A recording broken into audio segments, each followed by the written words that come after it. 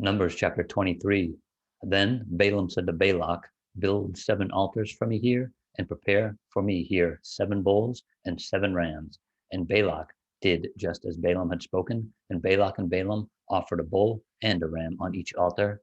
Then Balaam said to Balak, stand by your burnt offering, and I will go. Perhaps the Lord will come to meet me, and wherever he shows me, I will tell you. So he went to a desolate height, and God met Balaam, and he said to him, I have prepared 7 altars, and have offered on each altar a bull and a ram. Then the Lord put a word in Balaam's mouth, and said, return to Balak, and thus you shall speak. So he returned to him, and there he was, standing by his burnt offering, he and all the princes of Moab. And he took up his oracle, and said, Balak, the king of Moab, has brought me from Aram, from the mountains of the east. Come, curse Jacob for me, and come, denounce Israel. How shall I curse whom God has not cursed? And how shall I denounce whom the Lord has not denounced? For from the top of the rocks I see him, and from the hills I behold him. There, a people dwelling alone, not reckoning itself among the nations. Who can count the dust of Jacob, or number 1/4 of Israel? Let me die the death of the righteous, and let my end be like his. Then Balak said to Balaam, what have you done to me? I took you to curse my enemies, and look, you have blessed them bountifully. So he answered and said, must I not take heed to speak what the Lord has put in my mouth?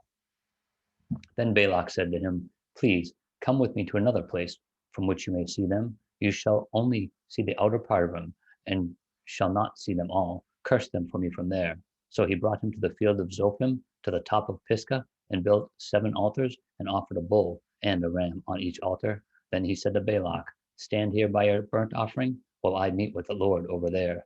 Then the Lord met Balaam, and put a word in his mouth, and said, go back to Balak, and thus you shall speak. So he came to him, and there he was, standing by his burnt offering, and the princes of Moab were with him. And Balak said to him, what has the Lord spoken? Then he took up his oracle, and said, rise up, Balak, and hear. Listen to me, son of Zippor.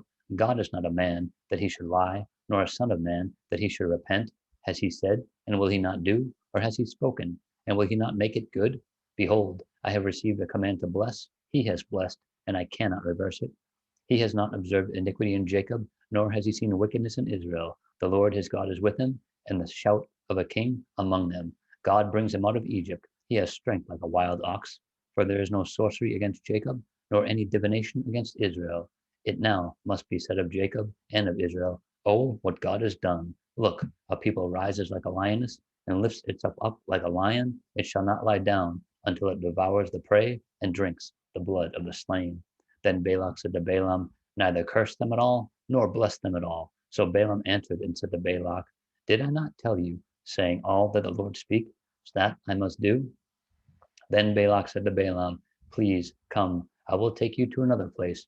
Perhaps it will please God that you may curse them for me from there. So Balak took Balaam to the top of Peor, that overlooks the wasteland. Then Balaam said to Balak, build for me here 7 altars, and prepare for me here 7 bulls and 7 rams. And Balak did as Balaam had said, and offered a bull and a ram on every altar.